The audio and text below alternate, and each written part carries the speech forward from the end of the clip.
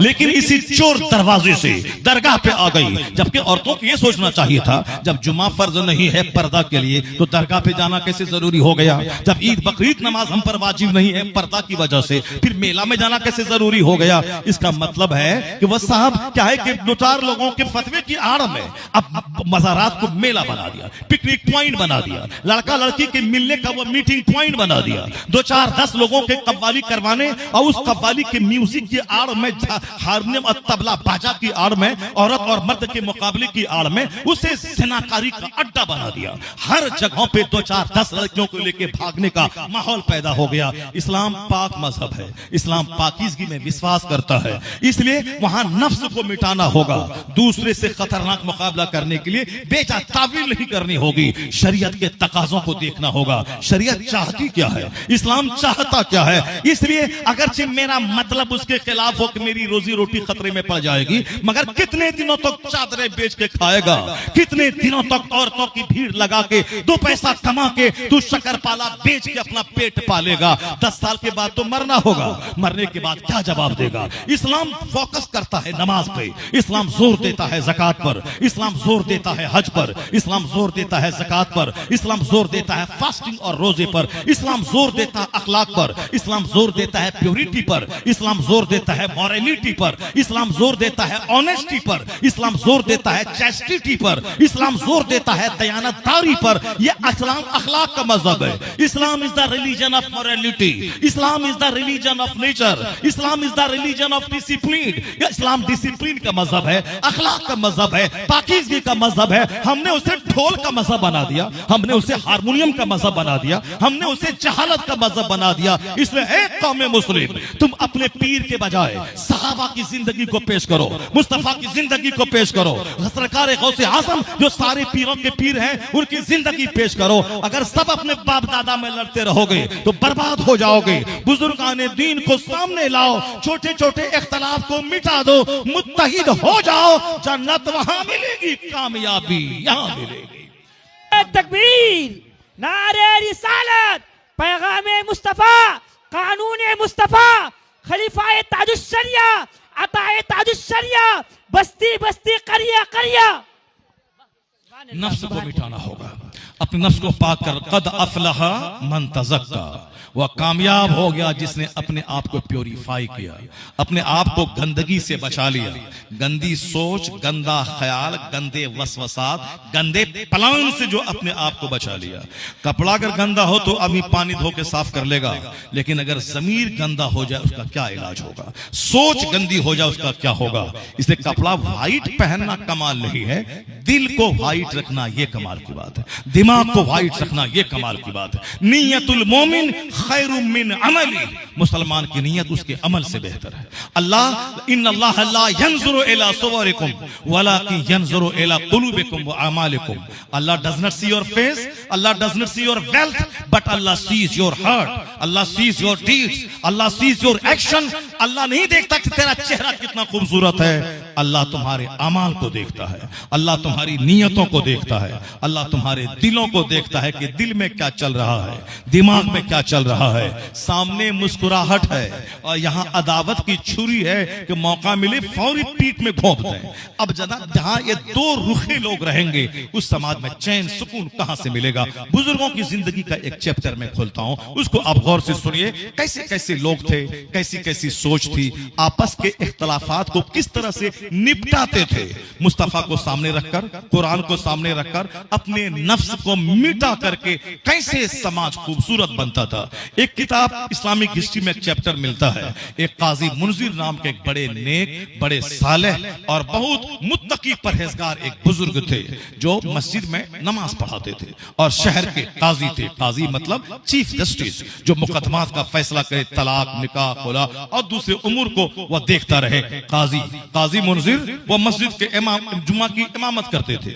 जो बादशाही वक्त था, वो मिस्र का जो बादशाह था, वो बादशाह मकान बनाने में इतना मस्त हो गया था कि नमाज पंजगाना तो छोड़िए, जुमा में भी ताखीर से आता था, जुमा में भी ताखीर से आता था। इस कदर बड़े महल बनाने का ख्वाब उसके दिमाग में आया, उस महल में मसरूफ हो गया। नमाज पंजगाना तो छोड़िए, जुमा के लिए भी आने में तरद्दुद होता था और गाहे बगाहे नमाजें उसकी छूट जाती थी। एक जुमा को बादशाह मिस्र आया जुमा में, और काजी मुनजिर जुमा के खिताब में उन्होंने दुनिया की जो मजम्मत की आयतें थी, जो मुस्तफा की हदीस में जो दुनिया की मजम्मत की गई है, ये दुनिया मुर्दार है, ये दुनिया मिस्र मुर्दार के है, ये दुनिया पर लानत की गई है। दुनिया मलऊनतुन व मलऊनतुम मा फीहा, यह दुनिया पे लानत की गई है और जो कुछ इसमें है उस पर भी लानत की गई है। दुनिया के तलबगारों पे लानत, मगर इल्ला आलिमुन और मुतअल्लिमुन और जिक्रुल्लाह व मा वाला, यानी अल्लाह का जिक्र, आलिम इल्म सीखने वाला, और जो चीज इल्म दीन से रिलेटेड है वो, उस पर लानत नहीं है। क्या मतलब? मकान बनाना कमाल नहीं है, अपने अखलाक को संवारना ये कमाल की बात है, अपनी जमीन का मुकाबला करना ये कमाल नहीं है, बल्कि तमाम फराइज और वाजिबात को वक्त पे अदा करना ये कमाल की बात है। काजी मुनजिर ने जबरदस्त तकरीर कर दी जुमा के दिन, तामीरात के वबाल के एतबार से। कुल्लु बिना य वबाल इल्ला बि जरूरत, हदीस में आया है तमाम तामीर बासे वबाल है मगर जो जरूरत के तहत हो, यानी जो मकान दिखावे के लिए बनाए वह मकान उसके लिए लानत है, वो मकान उसके लिए बद्दुआ करेगा। हम मकान का मुकाबला करने नहीं पैदा हुए हैं, हमारी गर्दन पे तो मौत की तलवार लटक रही है, किस वक्त मौत आ जाए। मुसलमान जन्नत के लिए पैदा हुआ है, जन्नत की तैयारी के लिए पैदा हुआ है, इसलिए ये दुनिया आखिरत की खेती है। दुनिया मजरातुल आखिरा, ये दुनिया आखिरत की खेती है। इस दुनिया में बंदा उस जन्नत के हासिल करने वाला काम करे, उसी में से टाइम निकालकर खाने पीने के लिए थोड़ी मेहनत कर ले, पहनने ओढ़ने के लिए थोड़ी सी मेहनत कर ले, बाकी सारा फोकस उस जन्नत का महल जो सोने चांदी की ईंट से बना होगा, जो मुश्क और कस्तूरी के गारे से जिसको जोड़ दिया गया होगा, जहां की जमीन हीरे जवाहिरात की होगी, जहां खूबसूरत बीवियां जो थूके तो सातों समंदर का सॉल्टेड वाटर स्वीट हो जाए, जहां शराबन तहूरा की नहरें, ये सारी बहारें अल्लाह ने जन्नत में तैयार कर दी है। सब कुछ उसके लिए जो इस दुनिया में जन्नत की तैयारी करेगा, ईमान लाएगा, अच्छा काम करेगा। जाहिर सी बात है जिसके घर में दीनी माहौल होगा, जहां चर्चा हदीस कुरान का होगा, उसके बाल बच्चे IAS ऑफिसर बनने के बाद भी गुलामे मुस्तफा बन के रहेंगे, वह मोमिन बन के रहेंगे। और जहां दीन का चर्चा नहीं हुआ, जन्नत का चर्चा नहीं हुआ, सिर्फ DLED, इंजीनियरिंग, मेडिकल कॉलेज, साहब नेतागिरी, साहब पैसा कमाना, उद्योग लगाना, दौलत जमा करना, वहां के बाल बच्चे खूबसूरती के दिलदादा होंगे, माल पर आशिक होंगे, छोकरी की वजह से दीन लूटे लूटे मगर लड़की चाहिए, नौकरी के लिए चाहे दीन लूटे लूटे दाढ़ी लूटे मगर नौकरी चाहिए। वयुबी ओ दीनहु बिआरतिन मिन दुनिया, मुस्तफा कहते हैं आखिर जमाने में मुसलमान इतना अंदर से डैमेज हो जाएंगे कि दुनिया के बदले में अपना दीन बेच डालेंगे, दीन बेच डालेंगे, इतना बेचेंगे कि सुबह रहेंगे मुसलमान, शाम काफिर हो जाएंगे, शाम मुसलमान रहेंगे, सुबह काफिर हो जाएंगे। कोई तंजीम इसको रोक नहीं पाएगी। मुसलमानों के हजारों बेटे काफिरों के साथ भाग रहे हैं, मुसलमानों की लाखों बेटियां मुशरिकों के साथ भाग रही हैं। उसका वाहिद जिम्मेदार वो घराना है जहां खेल का, तमाशा का, अमिताभ का, गाने का, म्यूजिक का, हारमोनियम का, तबला बाजा का, माल कमाने का जहां शौक दिलाया जाता है, वहां तो जहां चेहरा मिला अच्छा, ईमान लुटा के उनके साथ भागी जाएगी बेटियां। हमने बेटी को बताया कब यह दुनिया आरजी है, यह दुनिया फानी है, यह जवानी चंद दिनों की कहानी है, मौत इंतजार कर रही है, मरने के बाद जहां खरबों साल रहना है, असल आराम वहां का, असल तकलीफ वहां की। इसलिए ये दुनिया पे फोकस ना किया जाए। अगर हम उसे जन्नत की कहानी बताते, आखिरत की कहानी बताते, पुलसरात पे 500 साल के बराबर जो रास्ता है, बारीक से तलवार से ज्यादा तेज, बाल से ज्यादा बारीक, ये कहानी बच्चों को बताते, बच्चियां हमारी सहम जाती, वह दुनिया में लज्जतों की खातिर अपने ईमान का सौदा न करती। अगर हम उसे हदीस सुनाते, बुजुर्गों की कहानी बताते, अगर बेटियों को कोई काफिर 10 करोड़ रुपए का ऑफर देकर उसके ईमान को लूटना चाहता, यह कहती मैं तेरे चेहरे पे थूक दूंगी, जिंदगी भर कुंवारी रह जाऊं मगर ईमान का सौदा नहीं करूंगी। मगर ईमान का सौदा नहीं करूंगी। ये वही बोलेगी जिसके बाप ने घुट्टी में इस्लाम पिलाया होगा, जिसके बाप ने जन्नत की बात बताई होगी, जिसके बाप ने दुनिया को चंद दिन की कहानी और असल आखिरत की कहानी उसकी दास्तान सुनाई होगी। तब उनके बेटे बचेंगे। जहां हमेशा हुस्न की, स्मार्ट की, लव की, अफेयर की, प्यार की, नेतागिरी की, इंजीनियरिंग की, मेडिकल साइंस की, साहब क्या है कि ट्रेनिंग की, जहां नीट निकालने की, जहां साहब नीट निकालने की, बीएड की, एमएड की, डीएलएड की जहां चर्चा होगा, वहां तो एक टाका ईमान बेचवा देगा, एक लड़की का चेहरा ईमान बेचवा देगा। हुजूर ने कहा आखिर जमाने में मुसलमान इतना डैमेज हो जाएगा कि सुबह मुसलमान रहेगा, शाम काफिर हो जाएगा, शाम मुसलमान रहेगा, सुबह काफिर हो जाएगा। इसी हालात को हुजूर ने 1400 साल पहले देख लिया था, इसलिए हुजूर ने बता दिया। ऐसा नहीं कि हुजूर ने बता दिया तो होगा, हुजूर ने बता दिया तो मुसलमान काफिर हो जाएगा, सुबह मुसलमान रहेगा, शाम काफिर हो जाएगा। हुजूर के बताने की वजह से ऐसा हो गया नहीं, हुजूर के बताने की वजह से ऐसा नहीं हो गया, बल्कि जो कुछ दुनिया में होने वाला था लोगों की वजह से उस बात को हुजूर ने 1400 साल पहले बता दिया। जो कुछ होने वाला था समाज में, ड्रामा शराब का, शबाब का, ज़िना का, सूद का, वो सारी बातें मुस्तफा ने 1400 साल बता दी। आखिर जमाने में इल्म उठ जाएगा, शराब जबरदस्त ढंग से लोग पिएंगे, ज़िनाकारी आम हो जाएगी, ज़िनाकारी आम हो जाएगी। जिस तरह जानवर एक दूसरे से मिलते हैं उसी तरह रास्ता चलते लोग ज़िना करेंगे, कोई उसको बुरा समझने वाला नहीं रहेगा। जैसे पहले जमाने में और 80 साल की बूढ़ी भी वह सर पे आंचल रख के रहती थी, कोई अजनबी पड़ोसी उसका बाल नहीं देख पाता था, चेहरा नहीं देख पाता था। लेकिन आज वह पर्दा खत्म हो गया। आज एक जवान लड़की दुपट्टा के बगैर जींस टी शर्ट पहनकर सड़कों पे आम टहल रही है, जबकि सारी निगाहें उसके ढांचे को देख रही होती हैं और मर्दों के दिल दिमाग में बहुत सारे हलचल मचती रहती है। लेकिन कौन कहे, ये तो एक फैशन हो गया। अब कोई बोलने वाला नहीं है कि ऐसा निर्वस्त्र होके क्यों चल रही है, और अगर कोई बोलेगा उसको जेल में डाल दिया जाएगा, क्योंकि उस निर्वस्त्र रहने वाली औरतों की तरफ से बोलने वाला जज है, बोलने वाला कोर्ट है, बोलने वाली कचहरी है, बोलने वाले स्कूल के जिम्मेदार हैं। समाज के लुच्चे लफंगे गोंडे चाहते हैं कि औरतें नंगी सड़कों पे रहें, ताकि मेरी आंखें मजा लेती रहें, ताकि हम उसको देख देख कर अपना दिल बहलाते रहें। वरना एक औरत सर से लेके पांव तक निकाब पहन के स्कूल पढ़ने आई है, उसको तो खुश होना चाहिए कि इससे हमारे समाज के नौजवानों में गलत असर नहीं जाएगा। वह उसका चेहरा को देखते हैं, खूबसूरत है, तब ना उसकी तरफ माइल होते हैं। वह तो निकाब की वजह से चेहरा छुपा हुआ है, तो फिर अब उसकी इज्जत बची रहती है, तो खुश होना चाहिए। मगर ये खबीस मरदूद स्कूल और कॉलेज के जिम्मेदार तो कहते हैं कि नहीं, आप यहाँ आती है इस हालत में, उससे हमारे स्कूल का माहौल खराब होता है। वह कोई चड्डी पहन के आए, ज़िनाकारी क्लास में हो, वहां कोई माहौल खराब नहीं होता है। और ये सर से लेके पांव तक वेल्ड होके हिजाब पहन के आए तो माहौल खराब होता है।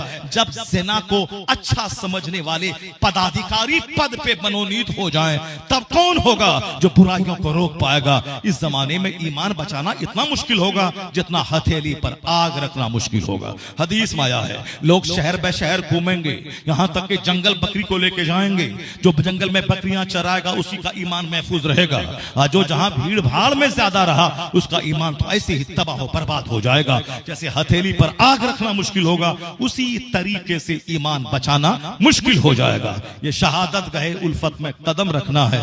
लोग आसान समझते हैं मुसलमान होना, सर से लेके पांव तक गुनाहों में डूबे हैं और उसके बाद सजा मिले तो अल्लाह कहां है, रसूलुल्लाह कहां है, रसूल हमें क्यों नहीं बचा रहे हैं। ये नहीं बोलता कि इस दिन के जिम्मेदार हम खुद हैं, मेरी बदअमली ने इस दिन को दिखाया है, मेरी बदअमली ने ये अजाब हमारे ऊपर मुसल्लत किया है। नहीं, उल्टे वो बोलता है कि अल्लाह कहां है, रसूलुल्लाह कहां है, उनकी मदद कहां है। ये मत बोल अल्लाह कहां है, गरीबान में झांक के देख के तू कहां है, तेरा अमल कहां है, तेरा कैरेक्टर कहां है, तेरे घर की औरतें कहां हैं, तेरे बच्चे कहां हैं, तेरा समाज कहां है। काजी मुनजिर ने जबरदस्त दुनिया की मुसम्मत पे तकरीर की, सारी तकरीर बादशाह पे फिट हो रही थी।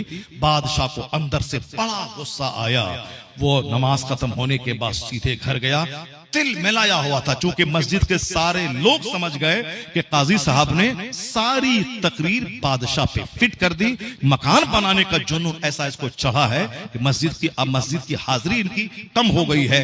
दुनिया की मजम्मत जो कुरान हदीस में थी बयान की बात सच तिल मिला गया, तिलमिला के घर चला गया। उन्होंने इनके पीछे नमाज पढ़ना छोड़ दिया, मस्जिद जुमा के आना छोड़ दिया। बेटा ने कहा कि अब्बू आप इतने परेशान हैं, उनके पीछे नमाज जुमा आपने छोड़ दी, ये उसको निकाल क्यों नहीं देते हैं?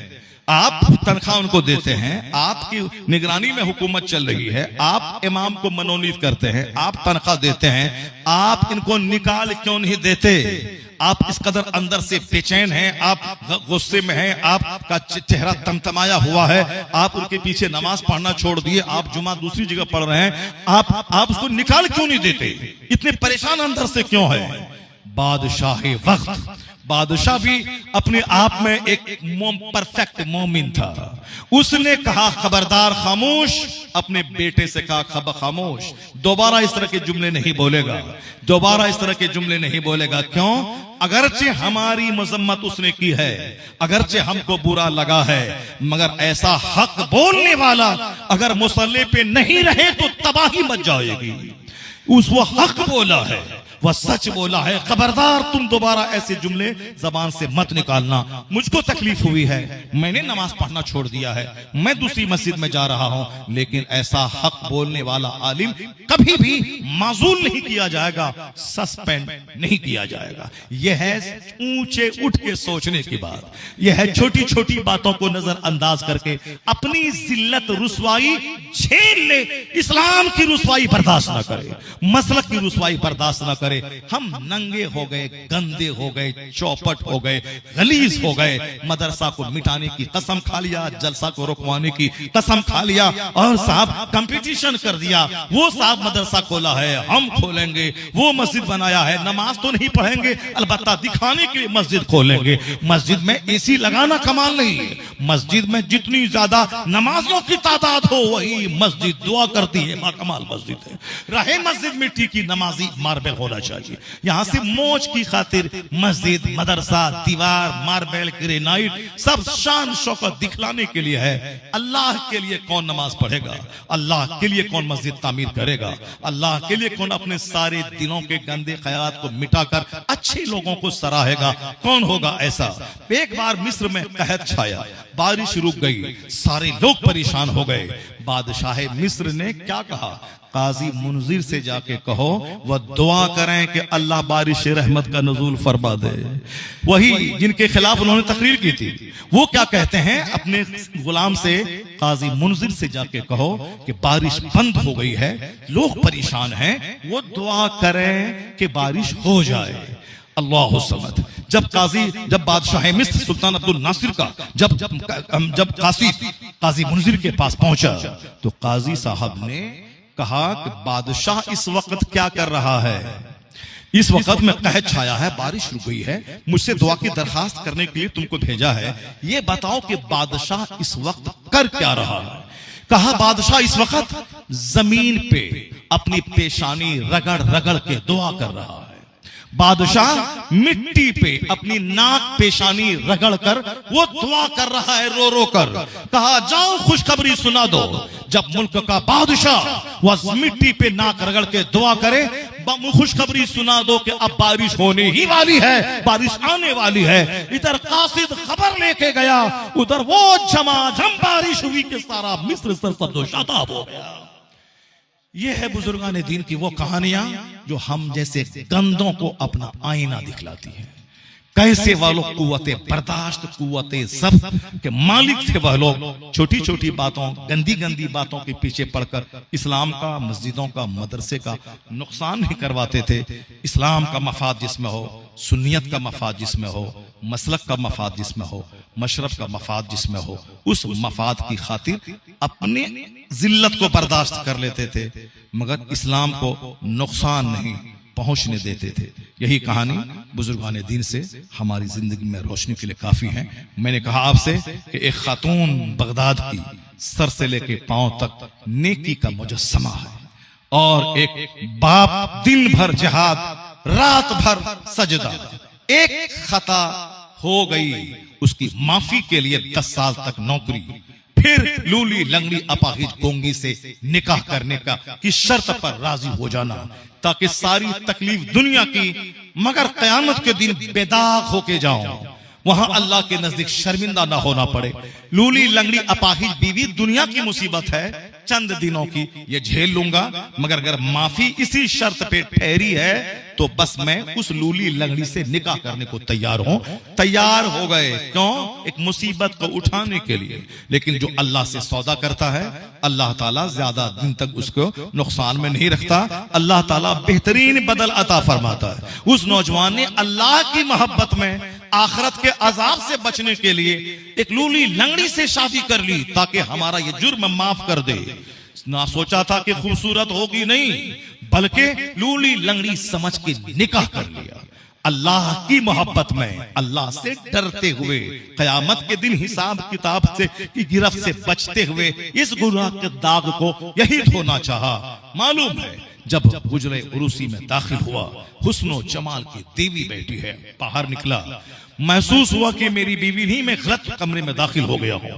लेकिन लड़की के वालिद ने कहा, बेटा ये तुम्हारी बीवी है। मैंने जो कहा था लूली लंगड़ी गोंगी, इस माना कर कहा था कि मेरी बिटिया इतनी परहेजगार है कि जबान ने आज तक गुनाह नहीं किया है, कान ने आज तक खता नहीं किया है, हाथ पांव से गुनाह का सुदूर नहीं हुआ है। वो लड़का सजदे में सर रख के अल्लाह की इस नेमत का शुक्र अदा किया होगा, मालिक मैं आखिरत के अजाब से बचने के लिए, मैंने इस गुनाह की माफी के लिए इस लड़की को मैंने कबूल किया था, तूने इस सौदे को नफा बख्श बनाया कि जन्नत तो दूर है, इसी दुनिया में उस सब्र का जबरदस्त इनाम तूने अता फरमा दिया। जब बाप अल्लाह से डरने वाला, मां सर से लेके पांव तक नेकी का पुतला, तब अल्लाह ने दोनों के मिलने के बाद जो औलाद दिया है वह करोड़ों कादरियों का इमाम और मुर्शिद, वलियों का सरदार अब्दुल कादिर जिलानी की सूरत में अता फरमा दिया। एक गौसे आजम का लंगर खाने वाले, एक तोशा और मालिदा खाने वाले, एक साहब गौसे आजम के नाम पे लंगर लुटाने वाले। गौसे आजम लंगर से उतना खुश नहीं होंगे जितना आपके झूठ छोड़ने से खुश होंगे, आपकी नमाजों की पाबंदी से खुश होंगे, जितना आपके तकवा परहेजगारी से खुश होंगे। लंगर तो खिलाया, जो डेली खाते हैं वो खिला दिया, लेकिन गौसे आजम का जो मिशन था, बुराइयां मिटाना, नेकियां फैलाना, मुस्तफा के दीन को कायम करना, अमीर से लेके गरीब सारे घरों में पाकीज़गी का माहौल पैदा करना, शराब निकालकर वहां तिलावत कुरान को दाखिल करना, गौसे आजम का मिशन यही था। और वह मिस्र पूरे बगदाद को बुराइयों से पाक कर गए, दीन को जिंदा कर दिया। मुहिउद्दीन का टाइटल अल्लाह की तरफ से आपको मिला, दीन को जिंदा करने वाले हैं। तो गौसे आजम जो दीन को जिंदा करने आए थे, जो 25 साल तक जंगलों के पत्तों को खा करके उन्होंने विलायत हासिल की थी, मार्फत का नूर हासिल किया था, उसने बगदाद के मरे हुए इस माहौल को इतना जिंदा किया। मदरसा जिंदा हुआ, खानका जिंदा हुई, मस्जिद का निजाम चुस्त और दुरुस्त हुआ। 70 हजार लोग आपकी तकरीर सुनने के लिए आने लगे। यानी जो जहां दीन मर चुका था, गौसे आजम की मेहनतों से अल्लाह ने दोबारा दीन को जिंदा कर दिया। इसलिए गौसे आजम का नाम अब्दुल कादिर था, उसका नाम हो गया मुहिउद्दीन, दीन का जिंदा करने वाला। तो जो दीन को जिंदा करेगा, दीन के लिए मेहनत करेगा, वह गुम नहीं होगा। आज 800 साल हो गए, अल्लाह ने दीन की खिदमतों का इनाम गौसे आजम को यह दिया कि बगदाद से उठाया, शोहरत के आसमान पे पहुंचा दिया। आज पूरी दुनिया में सरकार गौसे आजम की अजमत का डंका बज रहा है। जो सिर्फ अपने लिए खाएगा, पिएगा, मरेगा, उसका बच्चा भी उसकी कब्र पे नहीं जाएगा। और जो दीन के लिए जिंदा रहेगा, अपना बेटा हो न हो, लाखों बेटों के दिल में अल्लाह उसकी मोहब्बत डाल देगा। इसलिए जमींदारों की कब्रों पे जानवर चरते हैं, मगर फकीरों, दुर्वेशों, अल्लाह वालों की कब्र पे गुलाब चढ़ाया जाता है, वहां मुश्क और अंबर लगाया जाता है। लाखों करोड़ों की भीड़ रहती, ताकि दुनिया जान ले जो बाल बच्चों के लिए सिर्फ जिएगा, उनके बाल बच्चे भी उसको भूल जाएंगे। और जो रब के दीन के लिए जिएगा, रब करोड़ों दिलों में उसकी मोहब्बत अता कर देगा। यही सबब है कि अल्लाह के वलियों के नाम से कॉन्फ्रेंसें होती हैं, उनके मज़ारात पे करोड़ों की हाजिरी होती है।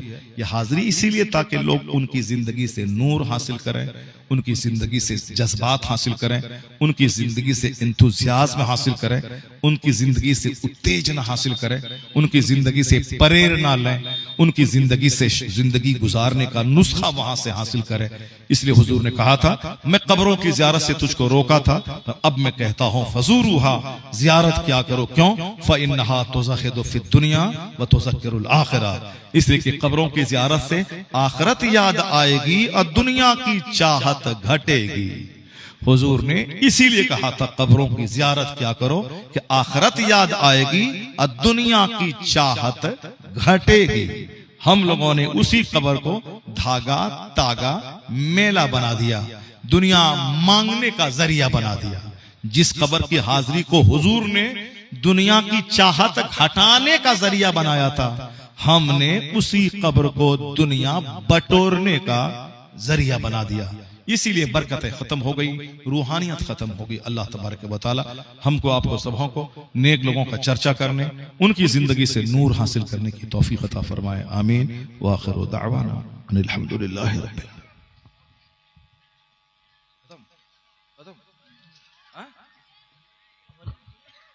नहीं खत्म हो गया ना, फिर सलाम पढ़ना है, दुआ करो। मुस्तफा जाने रहमत पे लाखों सलाम, शम्ए बज़ में हिदायत पे लाखों सलाम, शहरे यारे रम ताजदारे हरम, नौबहारे शफाअत पे लाखों सलाम। काश महशर में जब उनकी आमद हो और बेजें सब उनकी शौकत पे लाखों सलाम। मुझसे खिदमत के खुद सी कहें हर रज़ा, मुस्तफा जाने रहमत पे लाखों सलाम। शम्ए बज़ में हिदायत पे लाखों सलाम, डाल दी कल्बों में अस्मते मुस्तफा, सैयदी आला हज़रत पे लाखों सलाम। अस्सलातु वस्सलामु अलैका या रसूलल्लाह व अला आलिका व अस्हाबिका। ए अल्लाह इस महफिल पाक को कबूल फरमा।